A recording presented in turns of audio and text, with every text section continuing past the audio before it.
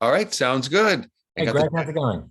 good, Dan. How are you? Good to see you. Good to see you too. Yep, Greg Russell, NBC Detroit. Fabulous. Uh, Very intriguing movie. I mean, just kind of like thinking, everybody wants that nice car, that they know they'll feel comfortable with, make them look good and all like that.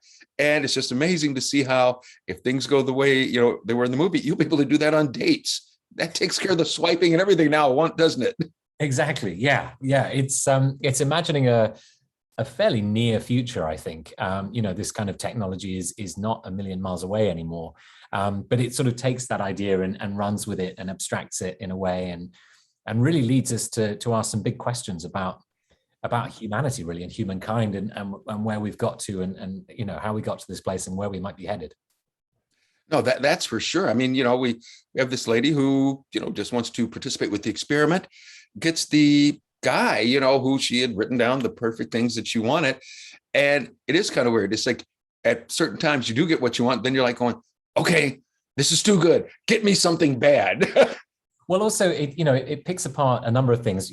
One of them is the very idea of a romantic comedy and what a romantic lead should be. But I think it also, you know, when you think about it, and I haven't created too many dating profiles in my time, but Yeah. I met my wife at a time before all that. Yes. But still, we don't.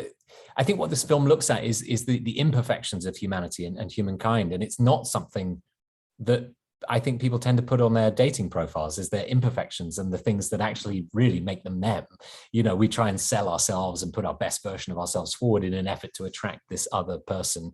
But actually, ultimately what becomes really attractive, I think, and sort of relatable are the little imperfections in all of us, and so it's a sort of celebration of those, at the same time as looking at some of our human imperfections that are not so celebratable, so it's a real look at humanity. I think it's not really a look at androids and robots at all. It's a chance to kind of turn the mirror on ourselves and think about where we are and where we're going.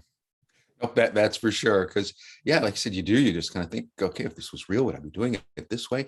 And also, like you said, it's got a lot of nice, very touching parts and a lot of comedy. Because I have to say this: remember when you came across those? What was it? Gone wrong human videos, the ones where the Right, people the were epic falling. fail videos.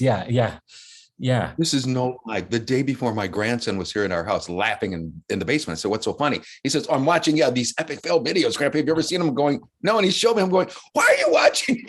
Exactly. And it's an amazing thing. And I think it's a wonderful section of the film where Maria, as a filmmaker, kind of makes us sit with those for a little bit longer than is perhaps comfortable. I mean, I've seen those videos. I don't watch them habitually, but every Right. so often they pop up and someone sends you something, you're like, oh yeah, okay.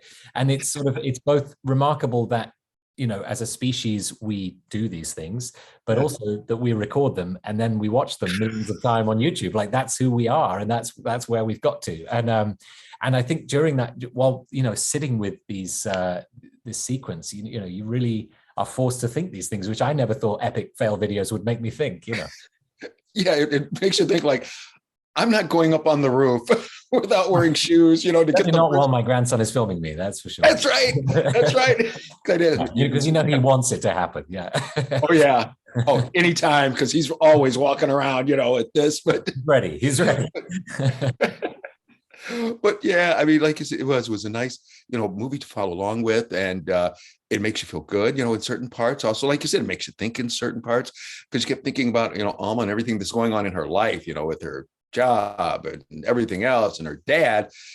That one little piece of Tom should have just been the biggest ray of sunshine ever. Right. Yeah. And yet it doesn't quite, satisfy everything. And so he has to learn and calibrate and kind of, change himself according to her a little bit. And she also bends to him a little bit, and there's this sort of strange back and forth between the two of them, despite their differences, which I guess in the end, it ends up in a sort of more conventional romantic comedy place where these two people who seem very opposed, end up together. There you go. Dan, thank you very much. Enjoyed very much talking with you. Drake, good seeing you. And until the next time. See you soon. You got it.